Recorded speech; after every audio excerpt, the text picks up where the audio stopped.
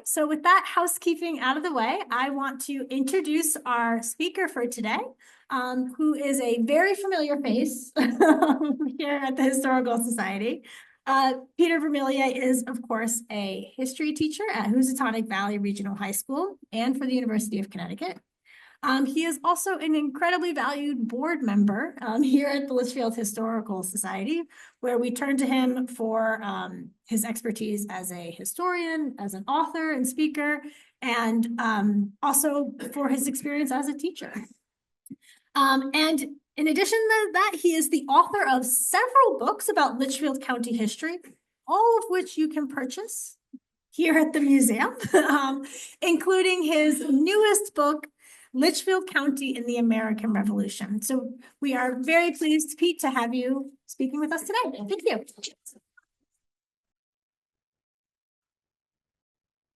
Thank you. Is the mic on? All right. One thing that I know for sure is that there is genuine excitement and enthusiasm about America's 250th. And I know that because this is the 18th talk this year I've given on the Revolutionary War. But this is a really special one for me because this is like my homecoming game. To come back to the Litchfield Historical Society, a place that really has meant so much to me over the years. So I'm thrilled to be here. And I also owe deep thanks to the staff, but especially to the former archivist, Linda Hocking, who helped me so much on preparing this, and to Evan McDonough, the current archivist, and to our late friend, Lynn Brickley, who was really the master of studying Black history in Litchfield. So I am following in big footsteps today. Our topic's not an easy topic, and it's not a particularly happy topic, but I think it's really important that our 250th anniversary of the Declaration of Independence this year is not simply a celebration, but rather an examination of the complexities involved in the War for Independence. So let's start with one of those very early commemorations of the Declaration, July 4th, 1820, the 44th anniversary of American independence. We're in Sharon, Connecticut, a Revolutionary War veteran, a Black Revolutionary War veteran named Robin Starr, was in no mood to celebrate. He was a decorated war veteran. He had served 6 years in George Washington's army, and Washington himself signed the order authorizing Robin Starr to wear the badge of military merit for his service in the Continental Army. He had fought at the battles of Lake Champlain, Danbury, Monmouth, Stony Point, and the great American victory at Yorktown. This Independence Day, however, Starr was fighting a different battle. He dictated the following affidavit. And by the way, this is downstairs in the collection of the Litchfield Historical Society. So while Robin Starr didn't live in Litchfield, we have this in the collection. He wrote, "I am a cripple so that I cannot walk without 2 crutches. My left thigh has been broken, and I have been unable to labor the past 2 years. All my property consists of 1 large iron kettle, $1. 5 old chairs, 84 cents. 1 guest chair, 50 cents. A little crockery, $2. 2 kettles, $3. 1 6-quart pot, 50 cents. This affidavit was an attempt to increase the amount of his monthly pension. He added all that up and said his total net worth was $6.84. And then the illiterate Starr signed the affidavit with an X. The judge who reviewed this statement declared that Starr had underestimated his worth and that the 69-year-old veteran was actually worth $10.84. So for his service and his suffering, Starr was awarded a pension of $8 a month. The terms independence and freedom are ubiquitous in this 250th year since the Declaration was signed in Philadelphia. But Robin Starr and Titus Minor, who we will hear about momentarily, understood more than most what was at stake in the revolution. For these men, freedom was not merely a political term, but one with deep personal meaning. So historians estimate that African American soldiers comprised about 5% of George Washington's, not of George Washington's army, of the Continental Force at Bunker Hill in June of 1775. At the end of the war, at the Battle of Yorktown, about 1 in 10 of George Washington's soldiers was a Black soldier. We should point out there were 3 times more British soldiers, Black Americans were 3 times more likely to join the British Army than the American Army. To join the British Army, especially as an enslaved Black colonist, was a virtual guarantee of liberty. There was no such guarantee for Black Americans joining the Continental Army. Bunker Hill was fought 2 days before George Washington took command of the Continental Army, or 2 days before he was appointed. A Virginian and the enslaver of more than 300 persons at his Mount Vernon estate, Washington initially opposed African American service in the Patriot Army. Thus, Black soldiers were not allowed to re-enlist when their terms expired in 1776. Additionally, many states, especially southern states, banned African Americans from their militia forces. And then Congress said, wait a minute, if we don't allow these men, if we throw them out of our army, they're going to go join the British army, and we need the manpower. And so those men who had been present at Bunker Hill, who were in the army outside of Boston, were allowed to re-enlist, and Washington reopened service in the Continental Army to all free African Americans. And we'll talk about that in a second, right? About how are they determining who is free? So the colonial census of 1774, and I always have to stop and talk about this map. I love this map so much. This is the Moses Park map, 1765. This is the first map of Connecticut drawn by somebody who actually lived in Connecticut, right? And what I particularly like about it is we can spot Litchfield County. We wish maybe Moses Park had used some more contrast in his colors between Litchfield County and Fairfield County. But you might notice there are 15 towns in Litchfield County on the map. And today there are 26 towns in Litchfield County. Litchfield County is a little bit bigger in that map than it is today.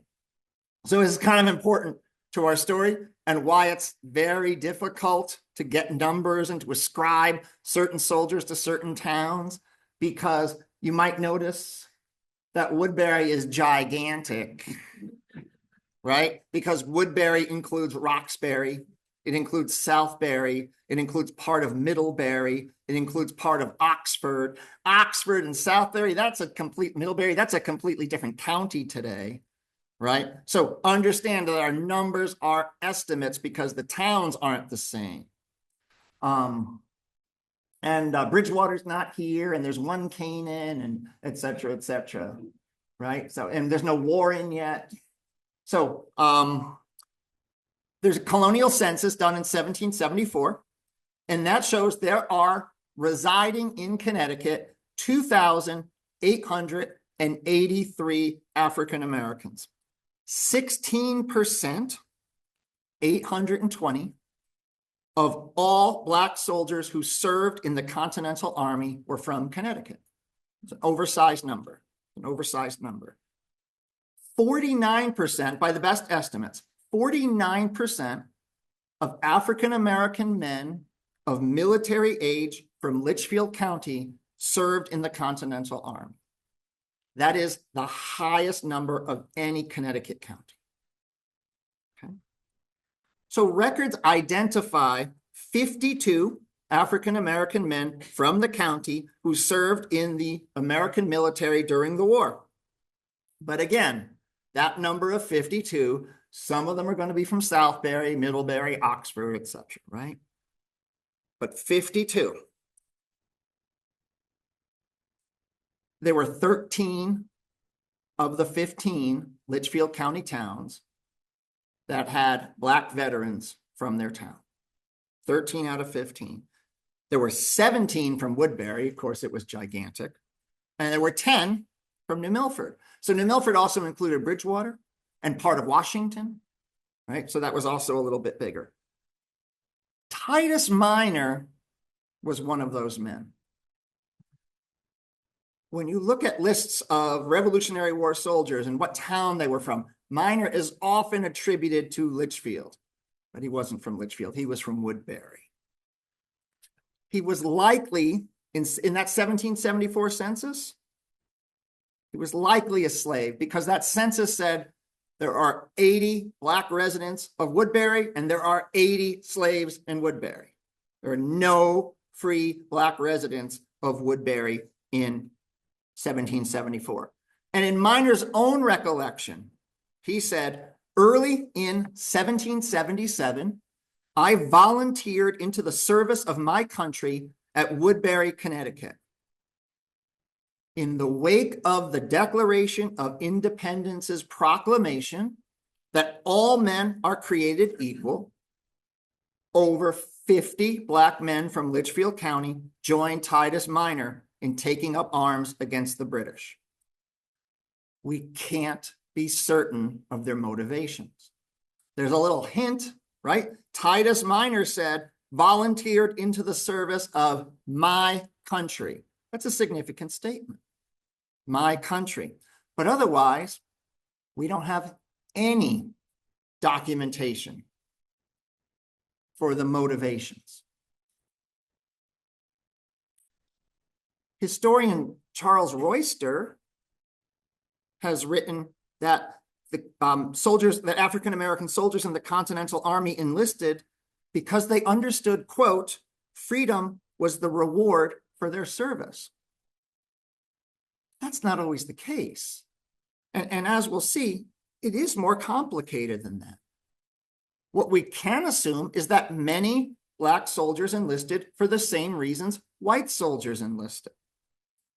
Devotion to the cause, peer pressure, a sense of adventure, but also the promise of pay, the promise of being clothed, the promise of being fed.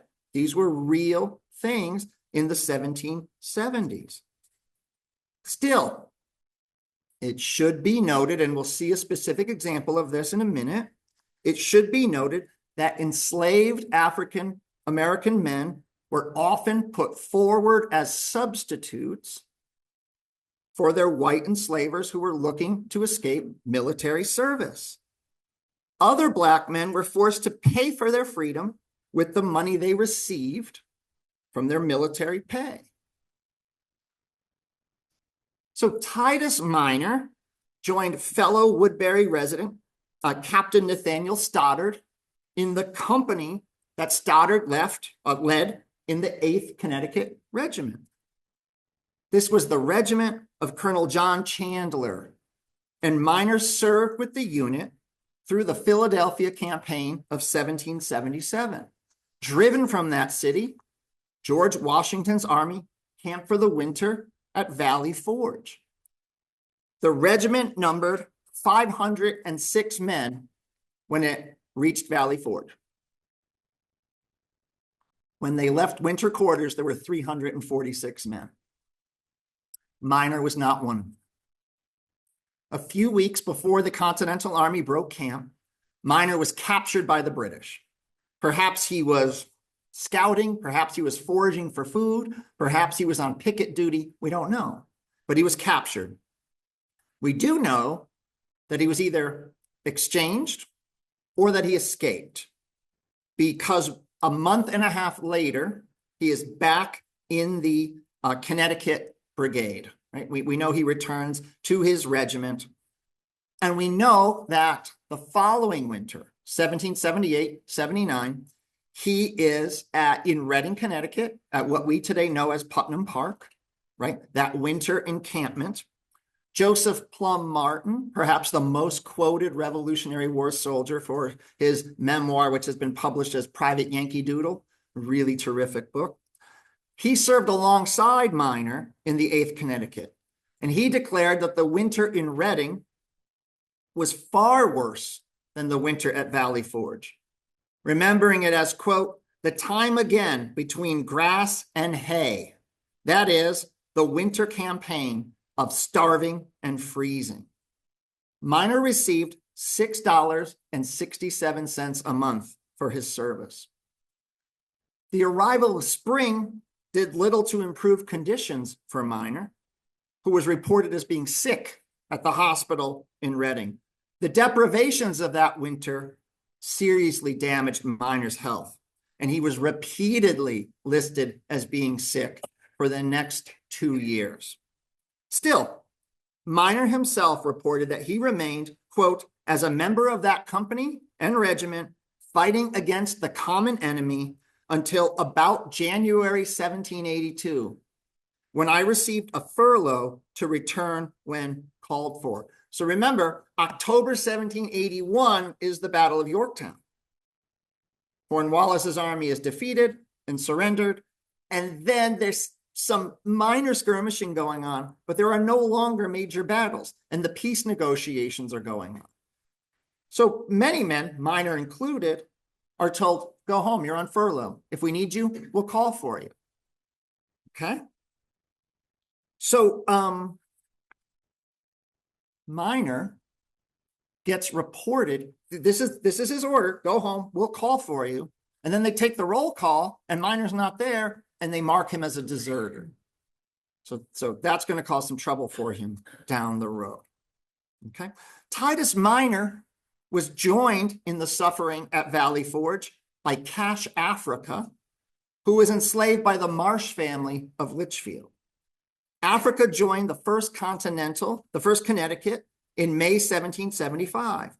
It's possible that the Marsh family actually were the ones who enlisted him.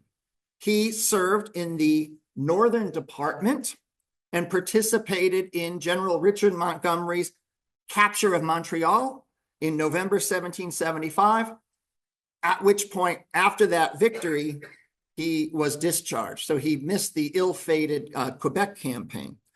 He came back to Litchfield and with several other Litchfield men re-enlisted in Colonel Goose Van Schack's regiment. Now that's a name, right? Goose Van Schack. And he was stationed at Lake George for a year before mustering out.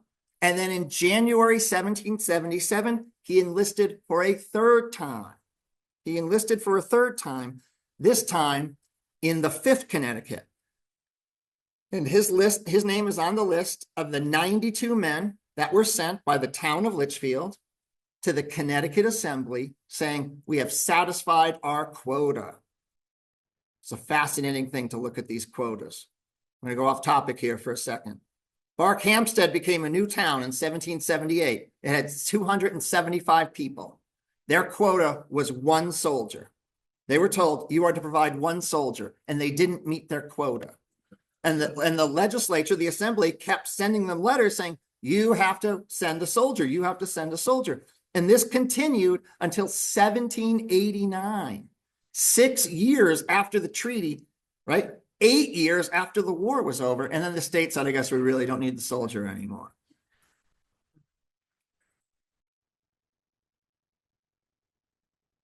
This time, Cash Africa served until the end of the war with the 5th Connecticut. He was at Valley Forge, as we said. He fought in the battle at Monmouth Courthouse, and he was present for the victory at Yorktown. He returned to Litchfield at the war's end, and he sold the land bounty he received as compensation to Benjamin Talmage. Talmage made part of his fortune buying and selling and reselling the land bounties of Continental Army soldiers, right? So Congress said, we can't pay you in cash, but we'll give you wonderful land in Ohio or Indiana, etc. And then they said, well, I live in Connecticut. How am I going to get there? Right? So men like Talmage bought the land cheap and then resold it. Africa also worked for Talmage, receiving room and board and 40 shillings a month. This was likely an awkward situation because while Cash Africa is working for Talmage for pay, Talmage has at least 4 other slaves at his house at the same time. Over the course of the war, about 250,000 men served in the Continental Army. But Cash Africa was remarkable for serving in virtually the entire war. Served as soon as he was dismissed, re-upped. As soon as he was dismissed, re-upped. Peace, however, was difficult for Cash Africa. He placed a notice in the Litchfield Monitor in 1787 stating that his wife Martha had, quote, eloped from his bed and board. It was a legal phrase at the time. And what it meant is that he would no longer be responsible for his wife financially, right? It was sort of the equivalent of a divorce without the legal proceedings. He then married Anna Jackson of Sharon in 1792, and we know they had at least 2 children, and then Cash Africa disappears from the records. Robin Starr served in the 16th Connecticut.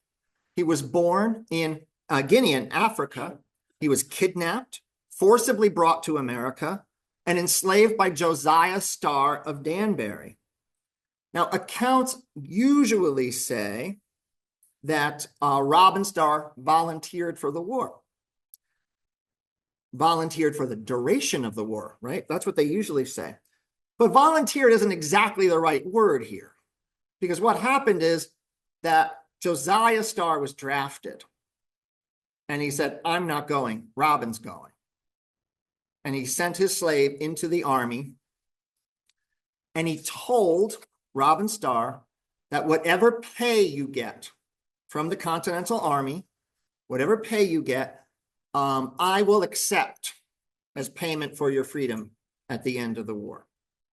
Starr was wounded at the Battle of Danbury, wounded again at the Battle of Yorktown, but survived the war. He was first served in Starr's place in the militia in 1776. And because he was a veteran, when he went back into the army in 1777, he was called a during the war man, right? Because he joined up during the war.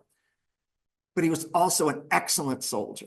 At the Battle of Stony Point, New York, on the Hudson River in 1779, he was one of a small group of men chosen for an extraordinarily difficult and dangerous mission to scale what were thought to be impregnable cliffs of the Hudson River.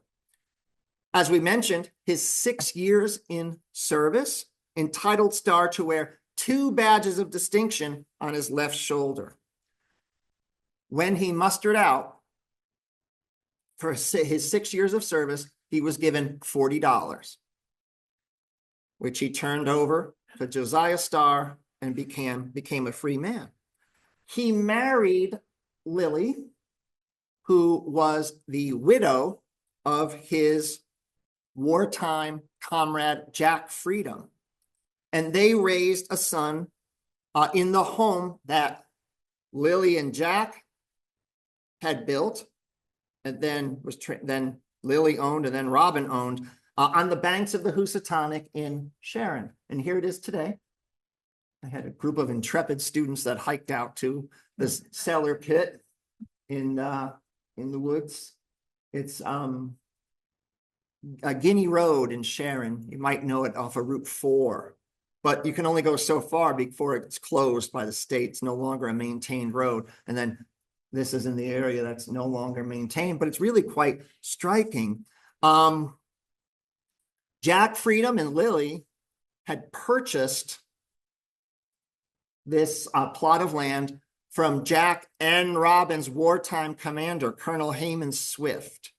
So if you're at all familiar with Cornwall, on Route 7 is the Housatonic Valley Association's headquarters in an old white colonial house. That was Hayman Swift's house. And Swift's Bridge was right behind it. It was a major thoroughfare. And then this house is just on the other side of the river from the bridge. You can see the old footings where the bridge would have been from the foundation here. However, things didn't go as well for Robin and Lily as they had hoped. Poverty struck, and they had to sell the house back to Hayman Swift and become tenants. They are buried in the Calhoun Cemetery in Cornwall in what is currently an unmarked grave. But I'm really happy to say that that's going to be changed very, very soon because of a project between Cornwall Consolidated School, 7th graders, and the historian John Mills, who really had to badger the Veterans Administration to get a veteran's gravestone to put on the mark. So they are buried there, and they had one son and 3 grandsons, and all 3 grandsons served in the 29th Connecticut's Black Regiment in the Civil War. And they all spoke about their service sort of being a manifestation of everything that they had been brought up being taught about their grandfather's service. While the evidence suggests that most of Litchfield County's African-American soldiers served, like Titus Minor, in integrated regiments, at least 4 men from Litchfield County enlisted in the all-Black 2nd Company of the 4th Connecticut Regiment. So we should just pause for a second and say that the Revolutionary War is the last war in American history with integrated army units until the Korean War, right? So whether it's 1812, the Mexican War, the Civil War, the Spanish-American War, World War I, World War II, there are segregated army units, but not in the Revolution, except for the 2nd Company. What did I do? Except for the 2nd Company of the 4th Connecticut Regiment, which was raised as an all-Black company. And it was nominally led by this man, Captain David Humphreys of Derby. But David Humphreys was never intended to command it. He was sort of the recruiting tool. He was George Washington's aide-de-camp. He was very close friends with Washington. This was a name, right? This was a known name at the time. So about 60 men from Connecticut, 60 Black men from Connecticut joined the company when it was raised in 1781. Its officers were white, but all the African-American men, the 61 that we mentioned, served as privates. It remains unclear as to why this was done. Right? There's no direct record saying, here's why we're raising an all-Black regiment in Connecticut. And as late as 1781, a Hessian officer, you know, these German soldiers that were fighting for the British, a Hessian officer noted that all the Continental Army units were integrated and referred to the Black soldiers as, quote, able-bodied, strong, and brave fellows. When the war ended in 1783, Connecticut reorganized its regiments, and once again, they were integrated. And then there's a Militia Act in 1791 that says the United States Army and all state militias are open only to white soldiers. One member of Humphrey's company was Jeff Liberty of the Judea section of Washington. And Washington, of course, came from parts of Kent and Litchfield and New Milford and Woodbury. It was created in 1779. So Judea was on the side of Washington that had once belonged to Woodbury. Liberty's enslaver was Jonathan Ferrand. He owned a large farm and he owned 7 slaves in that section of the town. When the revolution broke out, he was named to the town's Committee on Inspection. And I spoke at the library a few weeks ago about loyalists in Litchfield County, and that's the job of the Committee of Inspection. Find the loyalists, root them out, and punish them, right? But he was also, Ferrand was also a captain in the 13th Connecticut Regiment. In the spring of 1781, Ferrand offered Jeff Liberty, well, we should say Jeff, because he didn't have a last name at the time. He offered Jeff his freedom in exchange for service in the Continental Army. Despite being 55 years old at the time, Jeff accepted the offer and gave himself the last name Liberty in recognition of his new status. He was present with the other members of Humphrey's company at the Great Victory at Yorktown. Liberty returned home after the war, and with his wife and 2 daughters, farmed a plot of land he had received as a bounty for his service in the war. Like so many other Black veterans of the Revolution, little is known about him, except that he died in 1792 at the age of 72. He was buried in the Old Judea Cemetery in Washington. If a stone was placed on his grave, it's been lost. The Sons of the American Revolution placed a headstone marking the area where Jeff Liberty and his wife were buried. The area, not necessarily the spot. The stone proclaims that it stands, quote, in memory of a free man. And he's right there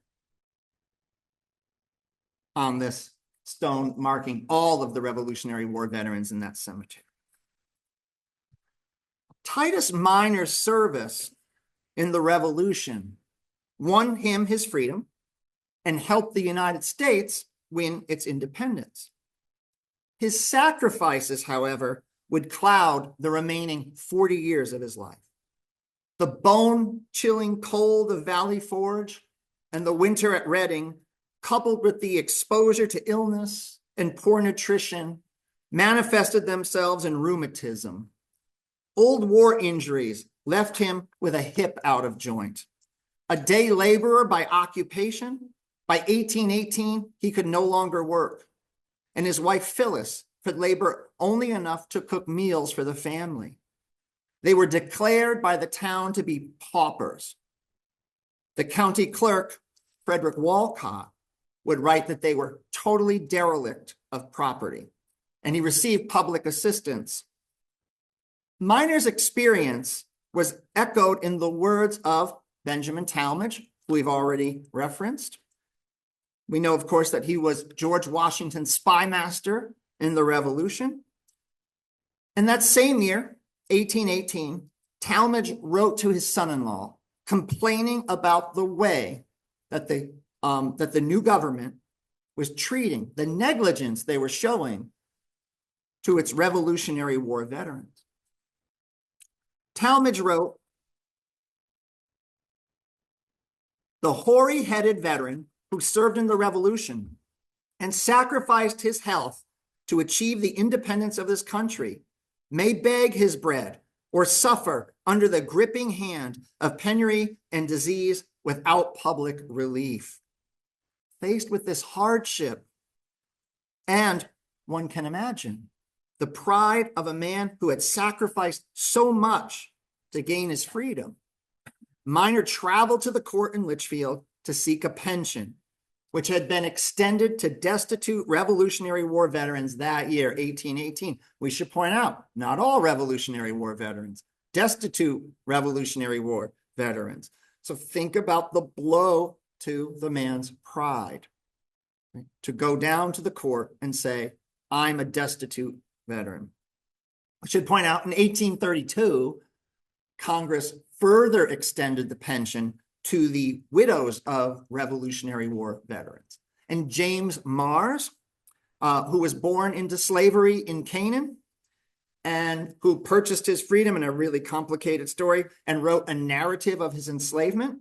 In 1832, in his narrative, he wrote that he encouraged his mother to apply for a pension in 1832 because his father had been a Black veteran of the Revolution. At the courthouse, Minor had to provide evidence that he was not, in fact, a deserter. Remember, he got marked as a deserter because they told him to go home and we'll call you back? So he had to get affidavits signed by his comrades, and he had to have them look to the order about their furlough. So he passed that test.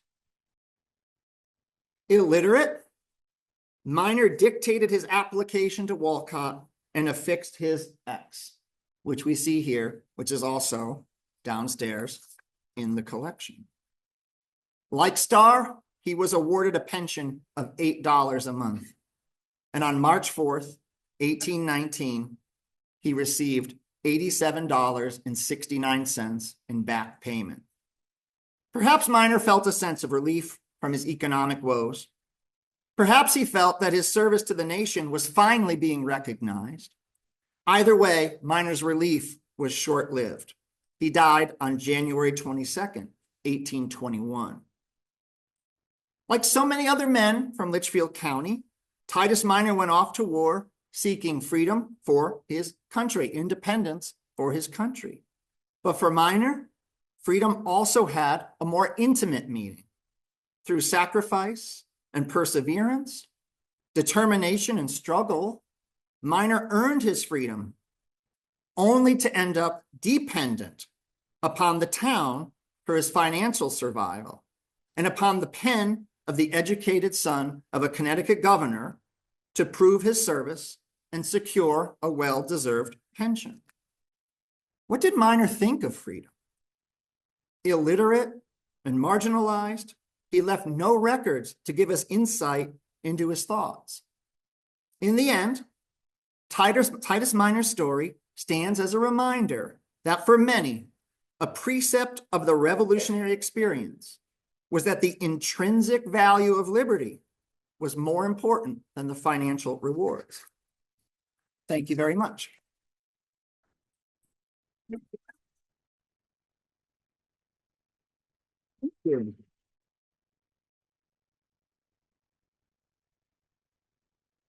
We'd love to have questions, comments, discussion, and Kate's going to tell me about the Zoom because I'm the worst person in the world at being a Zoom speaker. So we'll go right here.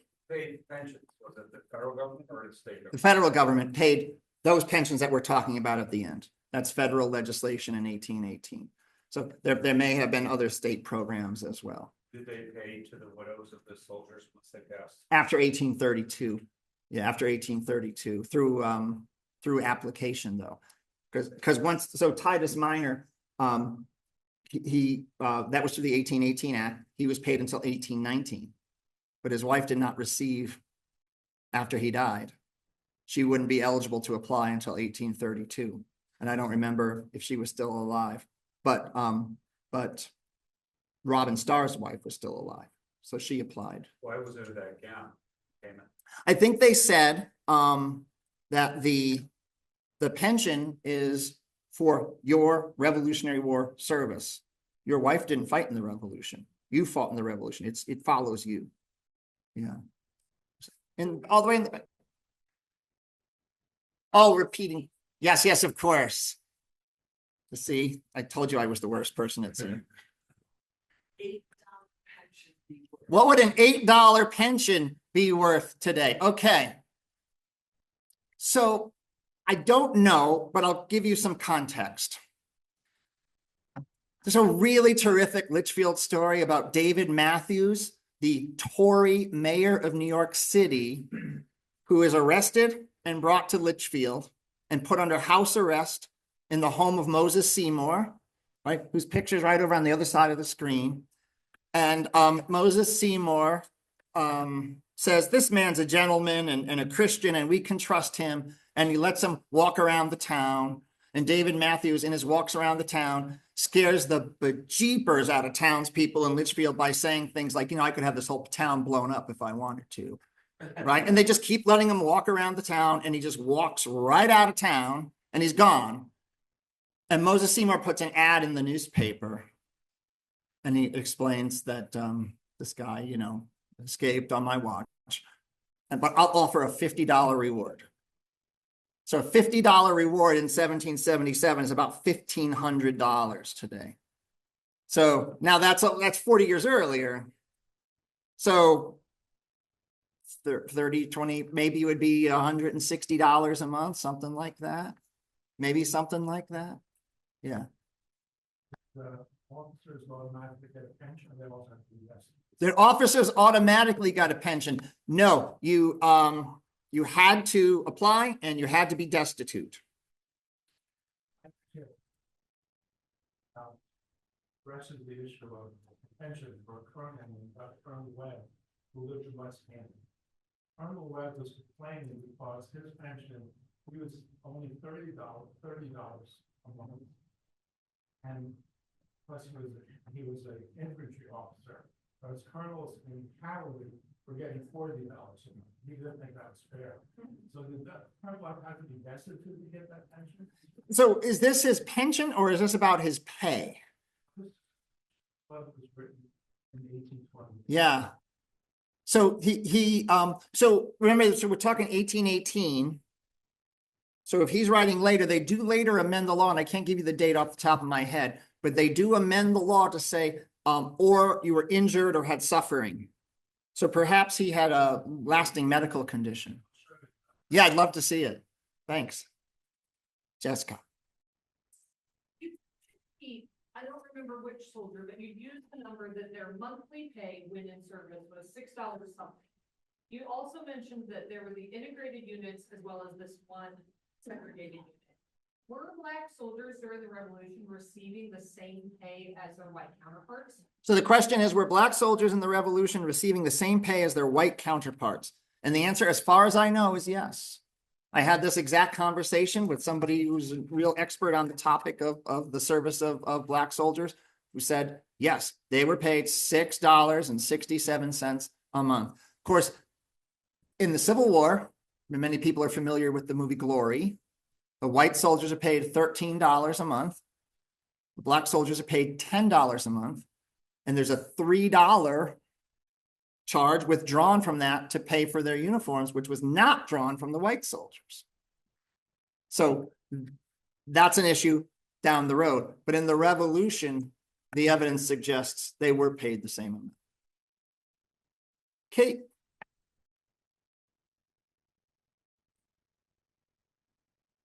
Where is Titus Minor buried is the question. And not sure that anybody knows. Not sure that anybody knows. Maybe in Litchfield, maybe in, no, I'm sorry, I meant to say Woodbury, in a potter's field in Woodbury, given his economic status at the end of the war. Yeah, so we know where Jeff Liberty is buried, and we know where Robin Starr is buried. But again, those might be exceptions. And again, in both of those cases, we know where they're buried, meaning we know the cemetery where they're buried, no stone. Yes, please. Do we know how many Black soldiers from Connecticut fought for the British? No, we don't know how many Black soldiers from Connecticut fought for the British. We do know that for every Black soldier in the Continental Army, there were 3 in the British Army. And when I say Black soldier, I mean Black American soldiers, right? 3 to 1. We've given some examples here of owners saying, enslavers saying, if you serve, I'll give you your freedom. If you serve, I'll let you buy your freedom. But there's no guarantees of those, right? And we should mention, not only are there 3 times, for every Black Continental Army soldier, there's 3 who joined the British Army, right? 3 Black Americans joined the British Army. This impacted British strategy in the war too. Because after 1778, the Battle of Monmouth, the British essentially say, we can't win the war here in the North. We're going to embark on a new campaign in the South. right? And I would argue there's three reasons why they're doing that. One is the terrain is more favorable to them. Deep rivers that run inland, they can use their huge advantage in shipping to supply those armies. Second would be there's a much higher percentage of loyalists. And the third is they think they can terrorize Southerners by freeing the slaves and recruiting the slaves for the British Army. So there's a direct effect of this on the way that the war plays out, right? And ultimately, this leads to the British disaster at Yorktown. Not that those are factors in Yorktown, they just end up in the South. Yes, I'll go here and then I'll come over to you. Were the slaves younger?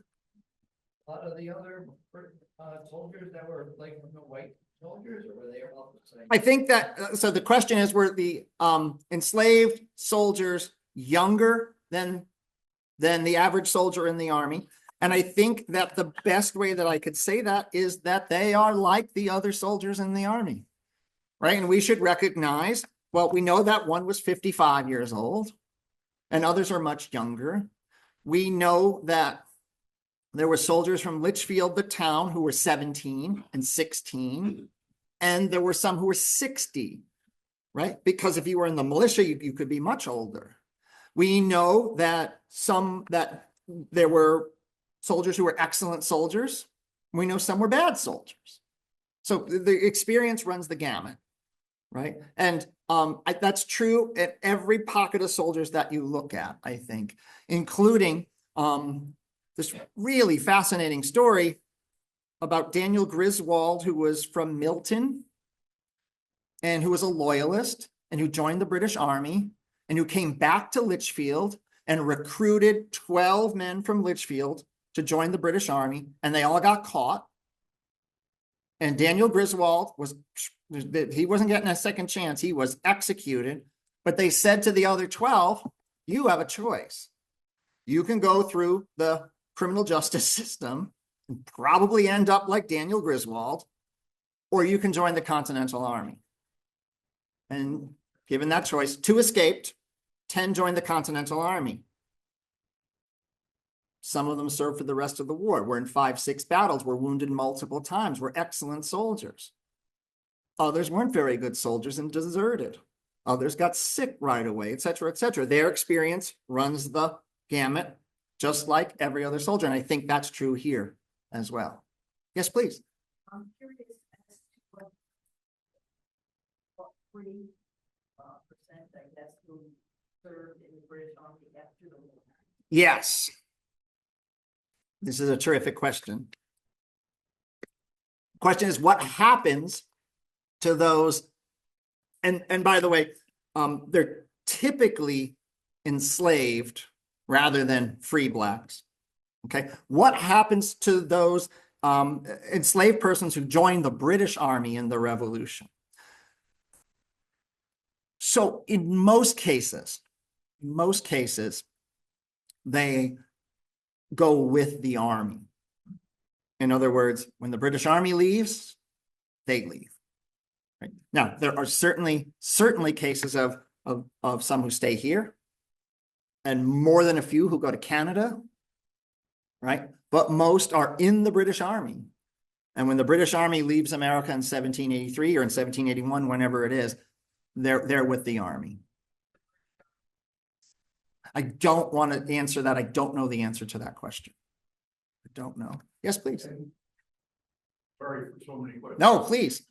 The black soldiers who served for the British, Yes. if they were enslaved, I assume the British had to pay their owners something. No.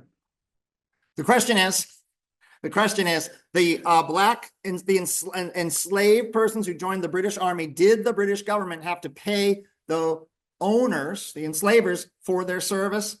And the answer is no. The royal governors, the military governors, etc., are issuing proclamations, essentially saying, "Rally to the British Army, and you will receive your freedom." It is they are looking to wage a war of terror on Americans, and they think nothing is going to terrorize white Southerners like a slave rebellion.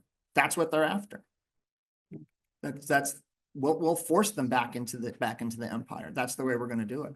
Just like the British Army will come up the coast of New England, right? So Benedict Arnold, after he becomes a traitor, right? He travels up and down the coast, terrorizing cities, burns New London, right? So things like that. That the war has shifted in the last few years of it to that kind of war. Any other questions? Yes, please. Titus Minor is from Woodbury. Yes. Is Minor, is that a name that you adopted? I think there's a Minor Town Road. Correct. In Woodbury. It's where Nonawag High School is, right? Oh, so we're talking about a Titus Minor and his last name, and was it perhaps an adopted name? And there's Minor Town Road in Woodbury. I would assume so, right? Because we have Robin Starr takes on the last name of his enslaver, but we have Jack Freedom and Jeff Liberty and Cash Africa, who take on names of different meaning to them, right? In the case of Minor, I would assume that he took on the name of his enslaver. Once the black soldiers were freed by that agreement, they came back to their communities. Were they able, with that freedom, to buy land and to be a full-fledged citizen? So it's a terrific, important question. When Black veterans returned to their community, were they able to buy land and be, let's say, fully participating members of their community? So it depends on what that community is. If these were Black veterans from the South, absolutely not. If it's from the North, from Litchfield, yes, but. So we see, like, for example, Robin Starr is a property owner. Now, we know he gets that property through his wife, but her first husband bought the property from his former commander in the army, right? So there's a personal connection there. But we see other examples of Black veterans buying property. But of course, they can't vote. So we're not going to be on juries and things like that in most places. So there are certainly some ways in which they are members of the community. And in other ways, they are not members of the community. Yeah, so it depends on how you want to define member of the community. Anybody else? Kate, are we good on Zoom? Excellent. Thank you so much. This was a blast. Thank you.